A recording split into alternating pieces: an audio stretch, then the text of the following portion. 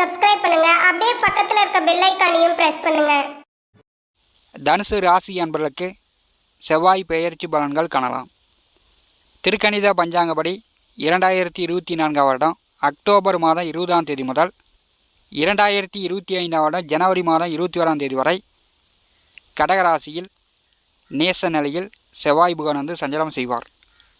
தமிழ் வருடப்படி குரோதி வருஷம் ஐப்பசி மாதம் 3ஆம் தேதி முதல் தை மாதம் 8ஆம் தேதி வரை ஒரு 94 நாட்களுக்கு கடகராசியில் செவ்வாய் புகன் வந்து பலம் இழந்து நேச நிலையில் சஞ்சலம் செய்வார். ஐப்பசி மாதம் 3 முதல் 11ஆம் தேதி வரை புனர்பூச நட்சத்திரம் 4ஆம் பாதத்தில், அதன் பிறகு பூச நட்சத்திரம் 1, 2, 3 பாதத்தில் நேர்கதியில் முன்னோக்கி செல்வார். கார்த்திகை மாதம் 27ஆம் தேதி வக்கரகதியில் பின்னோக்கிய பயணம். பூச நட்சத்திரம் 3ஆம் பாதத்திலிருந்து புனர்பூச நட்சத்திரம் 1ஆம் பாதம் வரை மிதுன ராசி வரை பின்னோக்கி செல்கிறார். செவ்வாய் பெயர்ச்சியின் மூலம் தனுசு ராசி என்பதற்கு எந்த மாதிரியான பலாபலன்கள் நடக்கும் என்பதை இந்த பதிவில் காணலாம். தனுசு ராசி என்பதற்கு செவ்வாய் வந்து பூர்வ புண்ணிய புத்திரஸ்தானத்திற்கும் விரயஸ்தானத்திற்கும் அதிபதியானவர். அதாவது தனுசு ராசிக்கு 5ஆம் வீட்டிற்கு 12ஆம் வீட்டிற்கு செவ்வாய் வந்து அதிபதியானவர். கோச்சாரத்திலே 7, 8ஆம் வீட்டிலே வரும்போது உங்கள் மனைவி பிள்ளைகளிடம் கருத்து வேறுபாடுகள், சண்டை சச்சரவு, உங்கள் பேச்சை அவங்க கேட்காம போகிறது, இந்த மாதிரிலாம் ஏற்படும். நேர் 7ஆம் வீட்டிலே ஐப்பசி மாதம் 3ஆம் தேதி வரை செவ்வாய் புகன் வந்து சஞ்சலம் செய்கிறார். கலத்தரஸ்தானத்திலே செவ்வாய் புகன் சஞ்சலம் செய்யும்போது வாழ்க்கை துணைக்கு சிறு சிறு நோய் நொடி தொந்தரவு, மருத்துவ செலவு, அவர்களுக்கு கோபதாபம், அவர்களுக்கு அலைச்சல், பயணம் இப்படிலாம் ஏற்படும். ஐப்பசி மாதம் 3ஆம் தேதி முதல் 11ஆம் தேதி வரை குருபுகானுடைய நட்சத்திரத்தில் செவ்வாய் புகன் வந்து சஞ்சலம் செய்வார்.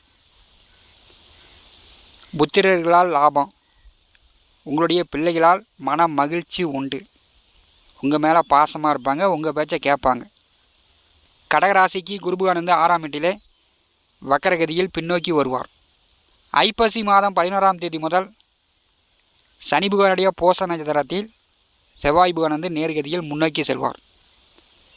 பெரு நெருப்பு கிரகம், உஷ்ண கிரகம் நீர் ராசியில் போய் அமரும்போது அந்த உஷ்ணம் நெருப்பு அணைந்து விடும். உங்கள் பிள்ளைகளுக்கு இருந்து வந்த கோபதாபங்கள், உங்கள் பேச்சை கேட்காத இருந்த நிலை மாறும். 5, 12ஆம் வீட்டின் அதிபதி பலம் இழந்து நேச நிலையில் சஞ்சலம் செய்யும்போது தனுசு ராசி அன்பர்கள் உங்களுடைய மகனோ மகளோ பிள்ளைகளுக்கு சிறு சிறு நோய் நொடி தொந்தரவு, சளி, காய்ச்சல், இருமல் இந்த மாதிரி தொல்லைகள் வரலாம். சனி புகான் நட்சத்திரம், சனி வந்து செவ்வாய்க்கு பகை. செவ்வாய் அமரக்கூடிய வீடு சந்திரபுகானுடைய வீடு, சந்திரனுக்கு செவ்வாய் நட்பு. தனுசு ராசிக்கு 8ஆவது வீட்டிலே செவ்வாய் வந்து நேச நிலையில் சஞ்சாரம் செய்யும்போது உங்களுக்கு பயணங்கள் ஏற்படும், தொலைதூர பயணங்கள். அதன் மூலம் உடல் அசதி ஏற்படும், உடலில் வந்து சிறு சிறு நோய் நொடி தொந்தரவு வரும். கோச்சாரத்திலே 8ஆம் வீட்டிலே இரத்தக்காரகன் செவ்வாய் சஞ்சாரம் செய்யும்போது நீங்கள் வந்து வண்டி வாகன போக்குவரத்தில் கவனமாக இருக்கணும். கீழே விழுந்து கை காலில் அடிபட்டு காயம் ஏற்பட்டு இரத்தம் விரயமாகும். போக்குவரத்தில் கவனமாக இருக்கணும்.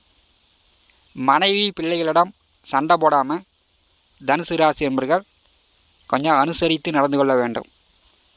கடகராசியிலே செவ்வாய் புகான் சஞ்சாரம் செய்யும்போது கடந்த 2023ஆம் வருடம் பார்த்திங்கன்னா கடகராசியிலே செவ்வாய் அமர்ந்து அவருடைய 8ஆம் பார்வை கும்பராசியில் அமர்ந்திருக்கக்கூடிய சனி புகான் மேல் விழுந்தது. கோச்சாரத்தில் சனியை செவ்வாய் பார்த்தாலும் சரி, செவ்வாய் வந்து சனியை பார்த்தாலும் சரி, சனிச்செவ்வாய் ஒரு ராசியில் கூட்டணி சேர்ந்தாலும் சரி, பொதுமக்களுக்கு தொந்தரவு தரும். கடந்த 2023ஆம் வருடம் ஒரிசாவில் ரயில் விபத்து ஏற்பட்டது. அதில் வந்து எத்தனையோ பேர் வந்து செத்து போயிட்டாங்க. எதிர்பாராத விபத்துகள், நெருப்பால் கண்டம், நீரால் கண்டம் இப்படிலாம் ஏற்படும். இந்த வருடம் வந்து செவ்வாயினுடைய 8ஆம் பார்வை சனி புகான் மேல் விழுகிறது. சனி புகான் வந்து ராகு நட்சத்திரத்தில் சஞ்சாரம் செய்யும்போது புயல் மழை வரும், இடி மின்னலுடன் கனமழை பொழியும். விவசாயிகள் சரியான கால நேரத்தில் பயிர் பண்ணிக்க வேண்டும். இல்லைன்னா வெள்ளத்தால் பயிர் சேதம் ஏற்படும். கனமழையால் தொல்லை தொந்தரவுகள் பொதுமக்களுக்கு வரக்கூடிய வாய்ப்புகள் உண்டு. செவ்வாய் புகானுடைய 8ஆம் பார்வை 3ஆம் வீட்டில் அமர்ந்திருக்கக்கூடிய சனி புகான் மேல் விழுகிறது. தனுசு ராசி அன்பர்களுக்கு தம்பி தங்கைகளிடம் கருத்து வேறுபாடு, சண்டை சச்சரவு இப்பெல்லாம் வரத்துக்கு வாய்ப்புண்டு. உங்களுடைய புதிய முயற்சிகள் கொஞ்சம் தடுமாற்றங்களை ஏற்படும். எடுத்தோடனே அந்த காரியங்கள் உங்களுக்கு வெற்றியாகாது. ஏன்னா தனஸ்தானாதிபதி தான் சனி புகான். ஒரு தடவைக்கு பல தடவை நீங்கள் முயற்சி செய்கிற மாதிரி இருக்கும். செவ்வாய் புகானுடைய நேர் 7ஆம் பார்வை 2ஆம் வீட்டிற்கு விழுகிறது. ஒரு சிலருக்கு பல்வலி, கை கால் மூட்டு எலும்பு முதுகு வலி இப்படிலாம் வரத்துக்கு வாய்ப்புண்டு. முகத்தில் காயங்க ஏற்பட வாய்ப்புண்டு. நீங்கள் உடல் ஆரோக்கியத்தில் கவனம் எடுத்துக்கொள்ள வேண்டும். 2ஆம் வீட்டை செவ்வாய் புகான் பாரி செய்யும்போது வெடுக்குன்னு பேசுகிற மாதிரி இருக்கும். ஒரு சொல் கொல்லும், ஒரு சொல் வெல்லும். மற்றவர்கள் நாக்கை பிடிங்கிட்டு சாகிற மாதிரி. கேள்வி கேட்காதீங்க. மற்றவர்கள் எடுத்தெறிந்து பேசாதீங்க. வார்த்தையில் கவனம். செவ்வாய் புகானுடைய 4ஆம் பார்வை லாபஸ்தானத்தின் மேல் விழுகிறது. அப்போ பாக்கியாதிபதி துலாம் ராசியில் சூரிய புகான் சஞ்சாரம் செய்வார். சூரியனுக்கு துலா ராசி நேச வீடு.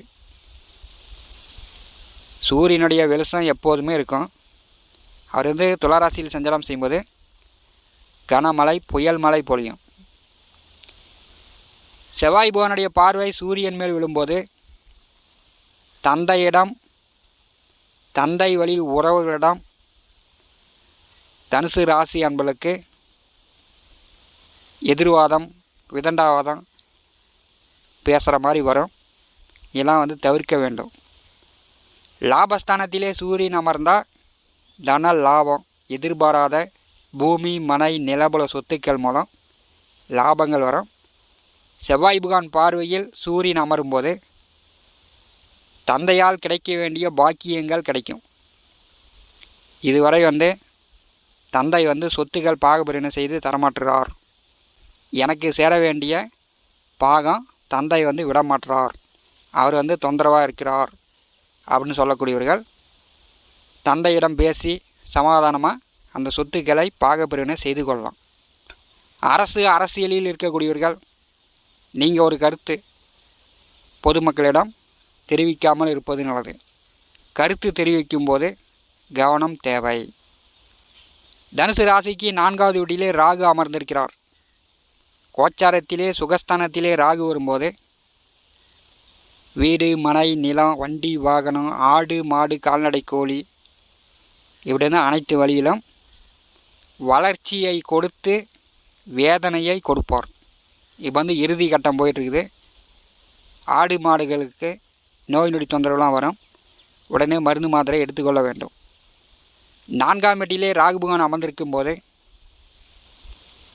திருமணமானவர்கள் வாழ்க்கை துணையிடம் பொறுன்னு சண்டை கட்டியிருக்காமல் நீங்கள் கொஞ்சம் கனிவாக பேசணும். படித்து கொண்டு இருப்பவர்கள் படிப்பில் கவனம் செலுத்தணும்.